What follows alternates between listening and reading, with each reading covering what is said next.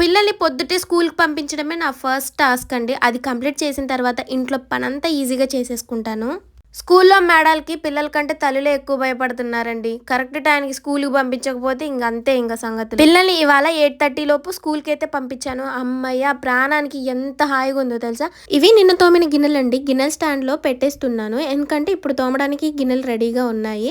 So, ఈ గిన్నె stand కొని నేను చాలా మంచి పని చేశాను అనిపిస్తుంది. ఎన్ని గిన్నెలైనా పట్టేస్తున్నాయి. ఆ తర్వాత పిల్లల కోసం వండిన రైస్‌లో కొంచెం రైస్ మిగిలింది. నేను వేరే గిన్నెలోకి సెపరేట్ చేసేసుకొని ఆ గిన్నెను కూడా గిన్నెలు తోమడానికైతే బయట వేస్తున్నా. నాకైతే మనశ్శాంతిగా ఉండేది ఎప్పుడు తెలుసా? ఆ గిన్నెలు మొత్తం తోమి చక్కగా బట్టలు మొత్తం ఉతికేసుకున్న తర్వాత ఇల్లంతా నీట్ గా ఉంటేనే హాయిగా అనిపించిద్ది. శైలక్క, ఇంతకి మా అన్నయ్య ఏడు అసలు కనిపించట్లేదు 2 రోజుల నుంచి అని అనుకుంటున్నారా? ఆయనైతే ఓటీలు డ్యూటీలు చేసుకుంటా ఆయన పనుల్లో ఆయన బిజీగా ఉన్నాడు. నేనైతే ఇంకా ఇంట్లో పనులు చేసుకుంటూ వీడియోస్ అప్లోడ్ చేసుకుంటూ పిల్లల్ని స్కూల్కి పంపించుకుంటూ నా పనిలో నేను బిజీగా ఉన్నాను.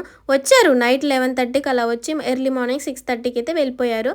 ఇంకా 1st తారీఖు నుంచి బీ షిఫ్ట్లే. అప్పుడు చెప్తాను నేనేంటో. ఇంట్లో ఉన్న పనంతా ఆయనతోనే చేపిస్తా. అదేం చేయలేక్క, నువ్వు చేయమనంగానే అన్నయ్య చేసేస్తారా ఏంటి అని అనుకుంటున్నారా? ఒంట్లో బాగాలేదని పడుకోవాలే కానీ వాళ్ళు ఎందుకు చేయరండి, సచ్చినట్టు చేస్తారు. మొత్తానికైతే మా శైలక్క పెద్ద ప్లానింగే వేసింది అని అనుకుంటున్నారా? లేకపోతే ఇన్ని రోజులు నేను ఒక్కదాన్నే పని చేసుకుని పిల్లలు చూసుకొని సఫర్ అయిపోయి నా మెంటల్ హెల్త్ అయితే అస్సలు ఖరాబ్ అయిపోయింది. నిజంగా ఇంట్లో పనులు చేయడం కంటే బయటికి పోయి పని చేసుకొని ₹1 సంపాదించుకోవడం మేలబ్బా. మనం ఇంట్లో చేసిన పనికి ఎవ్వరు ₹1 ఇయ్యరు. పైగా ఇంట్లోనే ఉంటున్నావుగా, ఈ పని కూడా చేయలేవా అని మళ్ళీ పెద్ద తిట్టడాలు. ఇవన్నీ చూసుకుంటే బయటికి పోయి పని చేయడమే బెటర్.